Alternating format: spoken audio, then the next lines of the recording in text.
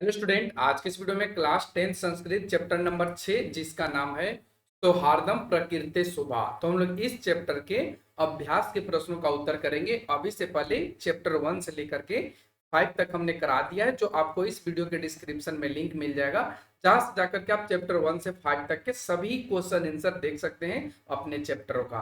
तो चलिए आज के इस वीडियो को फटाफट से स्टार्ट करते हैं। यदि आप लोग चैनल पे नए हैं तो चैनल को सब्सक्राइब कर लीजिए, इसी तरीके का वीडियो का नोटिफिकेशन आपको समय समय पर मिलते रहेगा। तो चलिए, आपके सामने जो क्वेश्चन आता है वो आपका एक पदेन उत्तरम लिखत आता है, जिसमें कहा गया है कि एक पद में उत्तर दीजिए। इसमें का क्वेश्चन कहा गया है कि वन राजा कै दूर अवस्था प्राप्त, यानी कि वन राज इनके द्वारा दूर अवस्था या खराब अवस्था को प्राप्त हुए। इसका उत्तर होगा तुक्ष जीवय, यानी तुक्ष जीवों के द्वारा। वह क्वेश्चन कहा है कह वातावरणम कर्कश ध्वनिना अकुली करोति। अकुली करोति का मतलब व्याकुल करना। तो इसका मतलब यह है कि कौन वातावरण को कड़वी आवाज से व्याकुल करता है। इसका उत्तर बनेगा काक, यानी कौवा। काक चेष्ट विद्यार्थी की दृश्य छात्र मन्यते, यानी काक चेष्टा यानी कौवे की तरह चेष्टा या प्रयत्न करने वाले विद्यार्थी कैसे माने जाते हैं। इसका उत्तर होगा आदर्श, यानी आदर्श। कह आत्मनाम बलशालिनम विशालकयम पराक्रमिनम च कथयति, यानी कौन अपने आप को बलवान, विशाल शरीर वाला और पराक्रमी कहता है। का उत्तर होगा गजब, हाथी। अंग क्वेश्चन में कहा गया है बक कीदृशान मीनान क्रूरतया भक्ष्यति, यानी बगुला कैसी मछलियों को क्रूरता से खाता है। उत्तर होगा बरकान, यानी लाचार मछलियों का। अगला क्वेश्चन है अधोलिखित प्रश्नानाम उत्तरानी पूर्ण वाक्य लिखत, यानी नीचे लिखे प्रश्नों का उत्तर पूर्ण वाक्य में लिखें। क क्वेश्चन कहा गया है निसंशयम क कृतांत मन्यते। इसका उत्तर क्या होगा, पहले इसका हिंदी समझ ले। निसंशयम, निसंशयम कह कृतांत मन्यते का इसका मतलब यह है कि निश्चय रूप या निसंदेह कौन यमराज माना जाता है। का उत्तर क्या बनेगा, उत्तर में लिखेंगे यह परे पीड़मानान वित्र स्थान जंतु प्राथ्यो रूपेण न रक्षति सकृतांत मन्यते, यानी इसका मतलब होगा कि जो दूसरों के द्वारा पीड़ित और डरे हुए जंतुओं की शारीरिक रूप से रक्षा नहीं करता वह यमराज माना जाता है। अगला क्वेश्चन है वक वन्य जंतु नाम रक्षोपायान कथम चिंतयुतुम कथ्यते, यानी बगुला वन्य जीवों के रक्षा के उपाय को किस प्रकार विचार करने को कहता है। इसका उत्तर बनेगा बक शीतल जले चिरकाल पर्यंतम ध्यान मग्न स्थित प्रज्ञ यु स्थित्वा वन जंतूनाम रक्षोपायान चिंतयुतुम कथ्यते, यानी बगुला बगुला शीतल जल में बहुत लंबे समय तक ध्यान मग्न होकर एकाग्रिक चित्र वाले या स्थिर चित्त वाले के समान बैठकर अन्य जंतुओं के रक्षा के उपाय में चिंतन करने को कहता है। अगला क्वेश्चन अंते प्रकृति माता प्रविश्य सर्वप्रथम किम किम वदति, यानी अंत में प्रकृति माता प्रवेश करके सबसे पहले क्या कहती है। इसका उत्तर होगा अंत्य प्रकृति माता प्रविश्य सर्वप्रथम वदति यत सर्वे जीवा तस्या संतति परस्परम कलहम मा कुरु, यानी अंत में प्रकृति माता प्रवेश करके सबसे पहले कहती है कि सभी जीव उसकी संतान है, आपस में झगड़ा मत करो। अगला क्वेश्चन है आप यहाँ पे घ में देखेंगे, यदि राजा सम्यक न भवति तदा प्रजा कथम विप्लवेत। इसका मतलब होगा, यदि राजा सही नहीं होता है तो प्रजा का विनाश कैसे होता है। इसका उत्तर हो जाएगा, यदि राजा सम्यक न भवति तदा प्रजा जलधौ अकर्णधारा नौ इव विप्लवेत। इसका मतलब यह है कि यदि राजा सही नहीं होता है तो प्रजा नाविक रहित, यानी जो नाव चलाने वाला नाविक रहता है उसके बिना नाव की तरह डूब जाता है। अगला क्वेश्चन है, मयूर कथम नृत्य मुद्रायाम स्थित भवति। यानी मोर किस प्रकार नृत्य मुद्रा में स्थित होता है। का उत्तर होगा, मयूर पिच्छान उद्घाट्य नृत्य मुद्रायाम स्थित भवति। यानी इसका मतलब यह है कि मोर पंखों को खोलकर नृत्य मुद्रा में स्थित होता है। अगला है, अन्ते सर्वे मिलित्वा तस्य राज्याभिषेकाय तत्परा भवति। यानी अंत में सभी मिलकर इसका राज्याभिषेक करने के लिए तैयार होते हैं। उत्तर होगा, अन्ते सर्वे मिलित्वा उलूकस्य राज्याभिषेकाय तत्परा भवन्ति। अंत में सभी मिल करके उल्लू, किसकी, उल्लू, ठीक है, का राज्याभिषेक करने के लिए तैयार होते हैं। अगला क्वेश्चन, अस्मिन् नाटके कति पात्राणि सन्ति। यानी इस नाटक में कितने पात्र हैं। उत्तर होगा, अस्मिन् नाटके द्वादश पात्राणि सन्ति। यानी इस नाटक में 12 पात्र हैं। अगला क्वेश्चन है, रेखांकित पद्म आधृत्य प्रश्न निर्माण कुरुतः। यानी रेखांकित पद्य के आधार पर प्रश्न निर्माण कीजिए। इसमें क क्वेश्चन कहा गया है, सिंह वानराभ्याम स्वरक्षाम असमर्थ एवासित। यानी कहने का इसका मतलब है, शेर बंदरों से अपनी रक्षा करने में असमर्थ था। इसका उत्तर कैसे बनाएंगे, तो यहाँ पे स्वर रक्षायाम के जगह पे कस्याम लिखेंगे। यानी कहने का मतलब किसमें असमर्थ था। ठीक है, तो लिखेंगे सिंह वानराभ्याम कस्याम असमर्थ एवासित। यानी शेर बंदरों से अपनी क्या करने में असमर्थ था। तो यहाँ पे क्या होगा, स्वरक्षायाम, यानी अपनी रक्षा। क्वेश्चन कहा गया, गज वन्य पशुन सुदंतम सुड़ेन उत्थित्वा मारयति। यानी हाथी वन्य पशुओं को परेशान करने वाले को अपने सूंड से कुचल कर मारता है। तो किससे मारता है, सुड़ेन के जगह पे होगा, वो किससे मारता है हाथी। तो यहाँ पे लिखेंगे, गज वन्य पशुन तुदंतम इन पोथित्वा मारयति। यानी हाथी वन पशुओं को किससे, ठीक है, तंग करने वाले या परेशान करने वाले को किससे कुचल कर मारती है। ठीक है, अगला क्वेश्चन है, वानर आत्मनम वनराज पदाय योग्यम मन्यते। यानी बंदर अपने आप को वनराज पद के लिए अपने आप को योग्य मानता है। इसका उत्तर कैसे लिखेंगे, तो कौन किस, तो यहाँ पे क्या बनेगा, किसके लिए मानता है। लिखेंगे, वानर आत्मानाम कस्मै योग्यम मन्यते। यानी वानरो अपने आप को किसके योग्य मानता है। अगला क्वेश्चन है, मयूरस्य नृत्यम प्रकृति आराधना। यानी मोर का नृत्य प्रकृति की आराधना है। तो यहाँ पे ये जो अंडरलाइन किया गया है, जो हाईलाइट किया गया है, रेखांकित किया गया है, तो इसमें ये अंडरलाइन के लिए क्या यूज होगा, तो काय किसके लिए, तो उत्तर में इसके लिए कस्य का यूज होगा। मयूरस्य नृत्यम कस्य आराधना। यानी मोर नृत्य करके किसकी आराधना करती है या करता है। अंग क्वेश्चन है सर्वे प्रकृति मात्रम प्रणमंती, यानी सभी प्राकृतिक माता को प्रणाम करते हैं।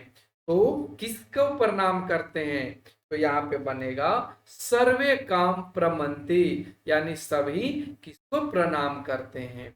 तो इस तरीके से प्रश्न निर्माण करने वाले प्रश्न को हमने यहाँ पे बता दिया।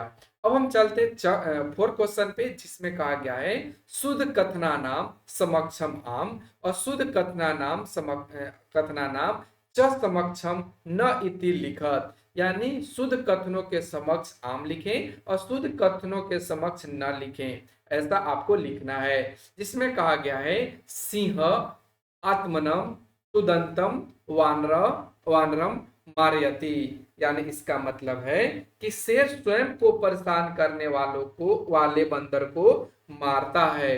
तो ऐसा बिल्कुल गलत है और इसके लिए न यूज होगा। हाँ बोला है का इति बकस्य ध्वनि भवती, यानी का यह बगले की आवाज होती है या ध्वनि होती है। इसका उत्तर होगा न, का बगले की आवाज नहीं होती। काक पिकयो वर्ण कृष्ण भवती, यानी मोर बगुले के कारण पक्षी, मोर बगुले के कारण, ठीक है, काक पिकयो, हाँ, वर्ण कृष्ण भवती, यहाँ पे काक वर्ण यानी कौवा, पिकियो का मतलब यहाँ पे आ जाएगा, ठीक है,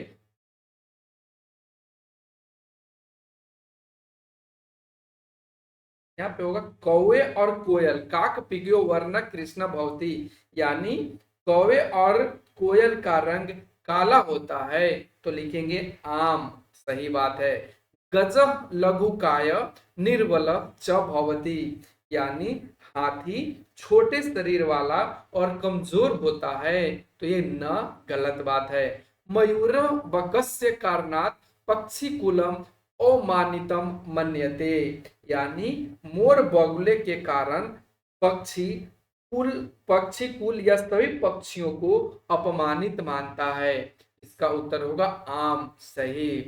अन्योन सहयोगेन प्राणी नाम लाभ जायते, यानी एक दूसरे के सहयोग से प्राणियों का लाभ होता है। ये कथन बिल्कुल सत्य है। अब पढ़ते हैं हम लोग क्वेश्चन नंबर 5, जिसमें कहा गया है मंजूषात समुचितम पदम चित्वा रिक्त स्थानानि पूर्यात, यानी मंजूषा से समुचित पद चुन करके रिक्त स्थानों की पूर्ति कीजिए। जिसमें आप देखेंगे आपके सामने ऊपर के एक कुछ यहाँ पे पद दिए गए हैं जो आपको यहाँ पे दिख रहे होंगे, और इन्हीं में से आपको क्या करना है, भरना है। ये आप देख पा रहे हैं ऊपर ये कुछ आपको दिए गए हैं, ठीक है, और इन सभी में भरना है। तो क्या कहे काका खाली जगह भवती, तो यहाँ पे क्या भरा जाएगा, काका मेध्या, देखेंगे आप यहाँ पे काका मेध्या मेध्य भक्षक भवती, यानी कौवा पवित्र और अपवित्र भक्षक होता है। क्या होता है, भक्षक होता है, पवित्र और अपवित्र भक्षक होता है या खाने वाला होता है।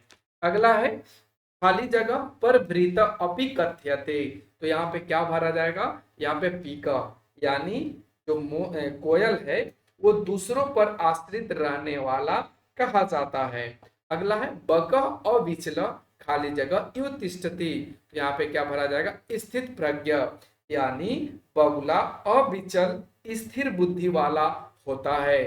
घ में कहा गया है म्यूर खाली जगह इति नामना अपि ज्ञायते, यहाँ पे क्या भरा जाएगा, अहि भूक, यानी मोर सर्पभक्षी के नाम से भी जाना जाता है।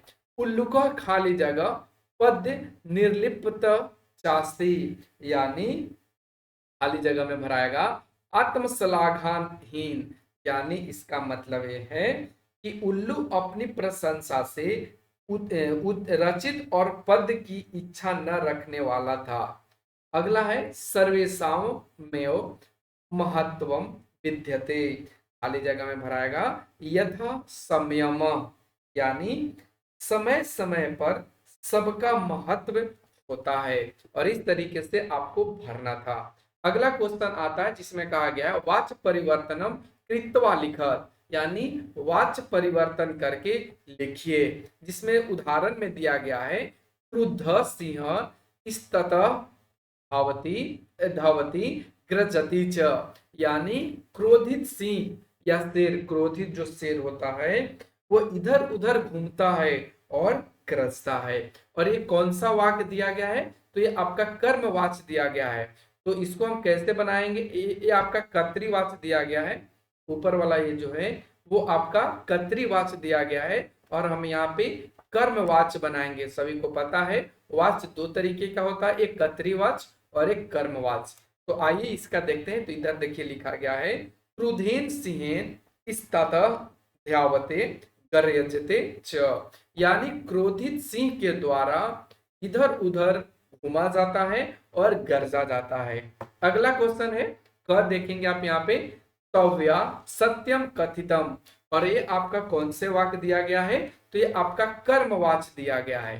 तो इसमें क्या हम यूज करेंगे, तो यहाँ पे यूज करेंगे त्वम सत्यम अकथ्य, यानी तुम्हारे द्वारा तुमने सत्य कहा, और ऊपर वाला तो एक सत्यम कथा का मतलब, कथितम का मतलब होगा तुम्हारे द्वारा सत्य कहा गया है। उसी तरीके से ख में है सिंह सर्व जंतु न पृक्षते, तो इसका मतलब यह है कि शेर सभी जंतुओं को पूछता है। ये कौन सा है, तो ये आपका कर्तृवाच्य है। अब हम कर्मवाच्य बनाएंगे सिंहेन सर्व जंतव पृच्छयन्ते, यानी शेर के द्वारा सभी जंतुओं को पूछा जाता है। काकः पिकस्य संतति संतति पालयति, यानी कौवा कोयल की संतान को पालता है।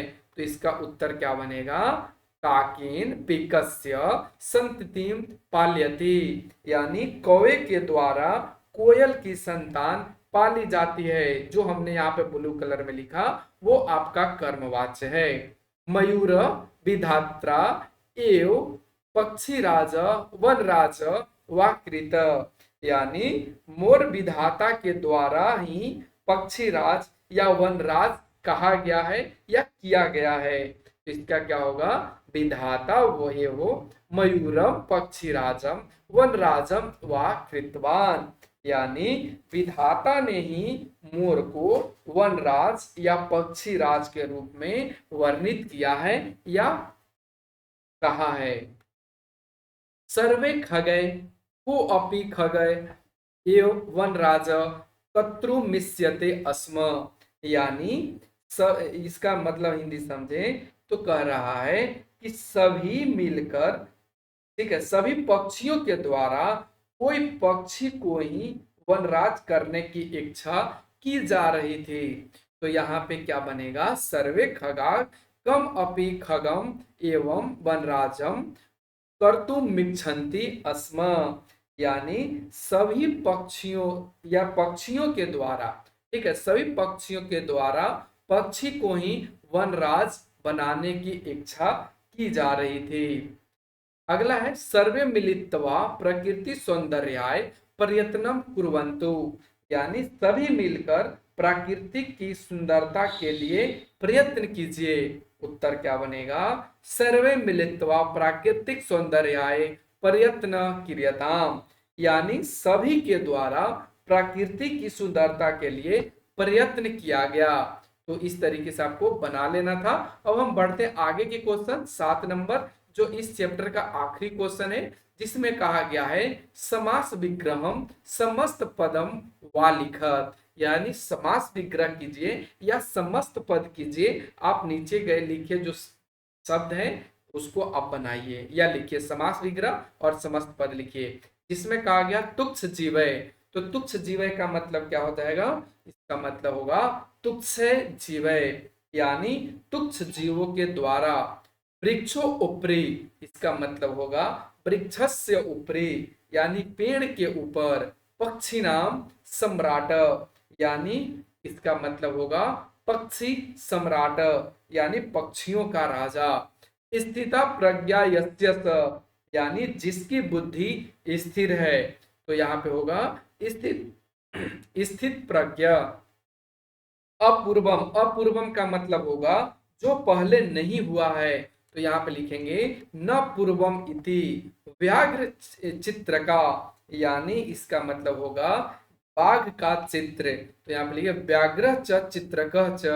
ठीक है, तो इस तरीके से आपको सारे प्रश्नों का उत्तर कर लेना था। कैसा लगा ये आज का वीडियो आप कमेंट सेक्शन के माध्यम से जरूर बताइए। Thanks for watching, take care, bye bye. फिर मिलते हैं अगले वीडियो अगले कंटेंट के साथ।